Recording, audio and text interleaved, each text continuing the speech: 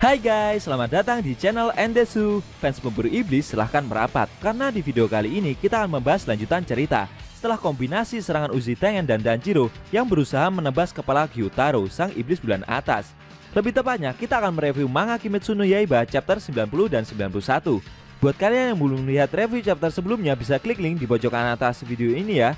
Dan buat kamu yang cuma ngikutin animenya atau tidak mau kena spoiler, Enkun sarankan mending stop videonya aja dari sekarang.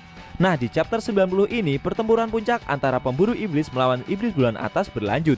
Dan akhirnya mereka mulai berhasil menebas kepala iblis tersebut. Namun terjadi sesuatu. Penasaran?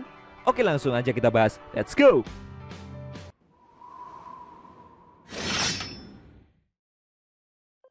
Pada awal scene, kita diperlihatkan kunai yang ditembakkan istri Uzi Tengen mengenai leher dari Gyutaro. Kunai tersebut dilapisi racun yang dapat melumpuhkan iblis tanpa angka selama setengah hari. Racun itu juga dapat menghambat gerakan iblis bulan bawah. Hinatsuru berharap racun tersebut berhasil melumpuhkan iblis bulan atas, walaupun hanya sebentar saja. Tanjiro berusaha menebas Gyutaro yang berhasil dilumpuhkan itu. Uzi Tengen dengan sigap berusaha membantunya. Akan tetapi, tiba-tiba kaki kanan Gyutaro beregenerasi lagi. Ternyata efek racun dari kunai tadi tidak bertahan lama. Setelah itu, Gyutaro menggunakan jurus putaran pedang iblisnya untuk menghentikan serangan dari Tanjiro dan Uzi Tengen. Meskipun tidak menggerakkan tangannya, jurus darah iblis yang Gyutaro keluarkan memiliki jangkauan yang sangat luas. Uzi Tengen yang menyadari akan hal itu menendang Tanjiro agar dia tidak terkena serangan tersebut. Lalu Uzi-san menggunakan pernafasan suaranya untuk menahan serangan dari iblis itu. Efek benturan dari kedua serangan tersebut sampai meledakkan area pertempuran mereka. Namun tiba-tiba iblis itu malah menghilang. Secara mengejutkan, Gyutaro ganti mengincar istri Uzi Tengen yang berada di atap rumah. Karena berhasil diserang, Gyutaro merasa marah kepada istri Uzi Tengen tersebut. Uzi Tengen berteriak dan berusaha menolong istrinya itu. Namun sayangnya dia diganggu oleh selendang-selendang milik Daki. Sesaat Uzi Tengen teringat pembicaraannya bersama ketiga istrinya sebelum menjalankan misi. Saat itu istri Uzi Tengen yang bernama Hinatsuru mengajak lainnya untuk mundur dari garis depan setelah selesai mengalahkan iblis bulan atas. Menurutnya mereka harus memberi batas pada titik tertentu dalam hidup yang mereka jalani agar nantinya bisa hidup di bawah sinar matahari. Meskipun nantinya mereka berempat tidak bersama pada saat itu tiba, setidaknya tidak ada yang keberatan di antara mereka semua.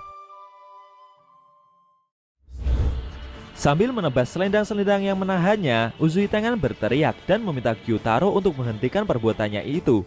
Tanjiro yang berada di bawah berusaha untuk bergerak. Dia memotivasi tubuhnya untuk terus berjuang, karena Tanjiro tidak ingin ada kematian lagi di hadapannya.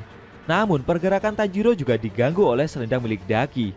Si Tanjiro merasa jika dia menggunakan tarian Dewa Bara Api, dia berpotensi dapat mendekat. Akan tetapi Tanjiro tidak memiliki cukup stamina. Sambil terengah-engah, Tanjiro memaksa dirinya untuk terus berpikir mencari solusi yang tepat. Secara mengejutkan, dia malah melancarkan tebasan pernafasan air dan malah berhasil memotong tangan Gyutaro sehingga dapat menyelamatkan istri Uzi Tengen. Si Gyutaro yang melihat serangan barusan cukup heran karena serangan dari Tanjiro itu cukup cepat. Bahkan harusnya dia tidak bisa bergerak secepat itu dengan kondisi tubuh yang Tanjiro alami sekarang ini. Tanjiro yang kelelahan itu berpikir dan berencana untuk menggabungkan pernafasannya secara bersamaan. Harapannya dengan itu dia akan mampu menyerang iblis bulan tersebut dengan jangka waktu yang lebih lama.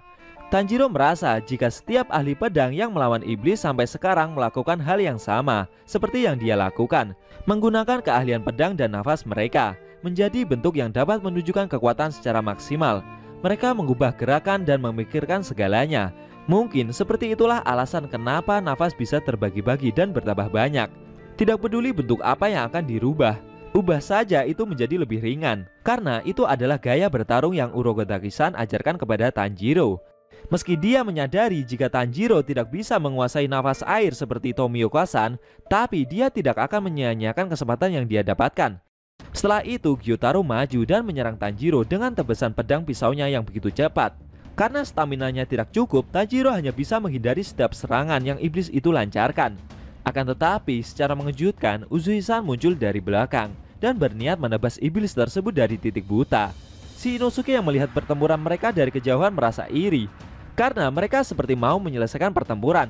Sedangkan Inosuke dan Zenitsu masih kesusahan menghadapi serangan selendang-selendang yang Daki lancarkan. Iblis bulan atas itu menyerang sambil berpindah-pindah tempat, sehingga membuat Inosuke dan Zenitsu kesulitan untuk maju. Sambil menghindari serangan itu, Zenitsu meminta Inosuke untuk tenang. Menurutnya, mereka tidak perlu memotong kepala iblis bersaudara tersebut secara bersamaan. Salah satu caranya adalah membuat kepala kedua iblis itu tidak menyatu lagi. Mendengar saran tersebut, Inosuke malah terkesan dengan apa yang Zenitsu katakan. Menurutnya, Zenitsu sekarang ini terlihat begitu keren. Oke, kita pindah ke pertarungan satunya. Saat Uzui Tengen mau menebas kepala Gyutaro dari belakang, Tanjiro juga ikut maju untuk menebas iblis itu dari arah lain dan memojokkannya. Lalu benturan keras pun terjadi. Namun secara mengejutkan, sambil tersenyum, iblis tersebut menahan tebasan pedang itu dengan kedua pisau sabitnya.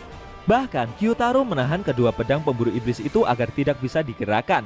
Akan tetapi secara tak terduga, Uzui Tengen menyerang lagi dengan pedang satunya dan berusaha menusuk iblis tersebut dari belakang.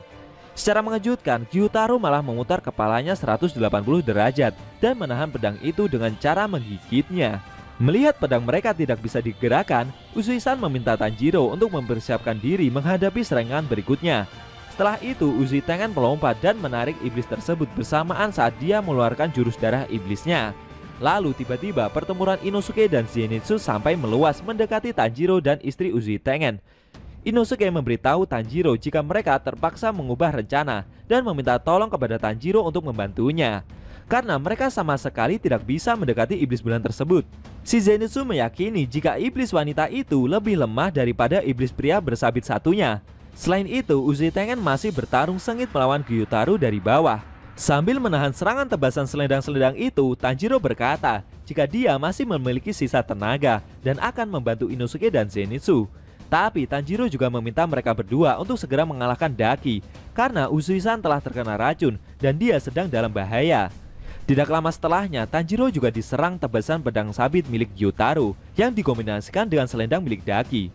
Dalam benaknya, Tanjiro tidak menyangka meski Gyutaro bertarung sengit di bawah melawan Uzui-san, tapi iblis itu masih bisa menyerangnya, padahal jarak mereka cukup jauh. Istri Uzui Tengen meminta Tanjiro untuk fokus melawan iblis tersebut, dan dia akan bersembunyi di tempat yang aman. Daki terus menyerang mereka bertiga tanpa henti. Semakin lama, gerakan dari mereka bertiga semakin tumpul. Sambil percaya diri, iblis itu bersiap untuk membunuh Tanjiro dan kawan-kawan. Tanjiro yang terus menahan tebasan selendang itu meminta Inosuke dan Zenitsu untuk fokus menebas leher iblis bulan atas. Mereka harus menyerang di saat yang tepat atau menyerang kepala Daki dari segala arah.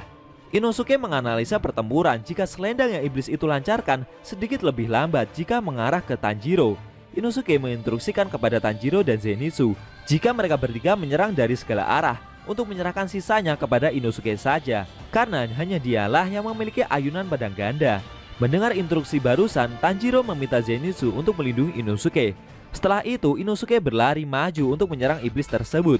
Saat selendang-selendang itu menyerangnya, dengan gerakan kilat, Zenitsu langsung menebas selendang-selendang tersebut. Sedangkan Tanjiro melindungi Inosuke dari belakang. Perlahan, Inosuke semakin mendekati iblis tersebut. Daki yang melihat hal itu mulai panik, karena pemburu iblis yang berlari tersebut sama sekali tidak menghiraukan serangan yang ia lancarkan. Lalu Inosuke menghunuskan kedua pedangnya untuk menjepit leher iblis bulan atas itu.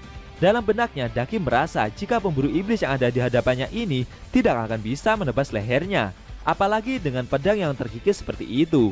Akan tetapi, dengan pernafasan binatang taring bergeriginya, dia berhasil menebas kepala Daki dengan mudahnya. Tanjiro yang melihat Inosuke berhasil memotong kepala iblis itu tersenyum dan merasa lega. Setelah itu, dengan sigap, Inosuke melompat dan menangkap kepala Daki. Dia berencana lari membawa kepala iblis bulan itu jauh-jauh agar tubuh dan kepalanya tidak menyambung lagi.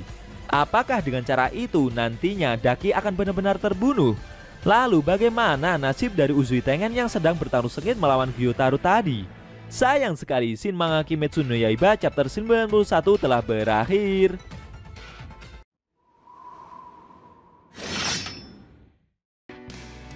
Nah, itu tadi review manga Kimetsu no Yaiba chapter 90 dan 91 yang ending scene-nya memperlihatkan Inosuke yang dibantu Tanjiro dan Zenitsu bertarung melawan iblis bulan atas, dan akhirnya dia berhasil menebas kepala iblis tersebut. Bagaimana menurut kamu? Jangan lupa tinggalkan komentar kalian ya. Klik subscribe lalu tekan loncengnya juga ya guys. Ingat, tekan lonceng biar kalian langsung dapat notifikasi jika kita upload video terbaru. Oh ya, video ini boleh di-share ke teman-teman kalian juga kok. Hitung-hitung biar channel Andesu makin rame dan makin dikenal banyak orang. Kalau mau nonton review sebelum atau selanjutnya bisa klik link di deskripsi. Linknya udah Mimin taruh di sana kok. Buat kalian yang punya Instagram, jangan lupa follow IG Mimin juga ya guys, oke? Tekan like kalau suka sama video ini dan dislike kalau nggak suka. Jika ada kata-kata dari Enkun yang kurang pas, Enkun mohon maaf dan sampai bertemu di video review manga Kimetsu no Yaiba selanjutnya.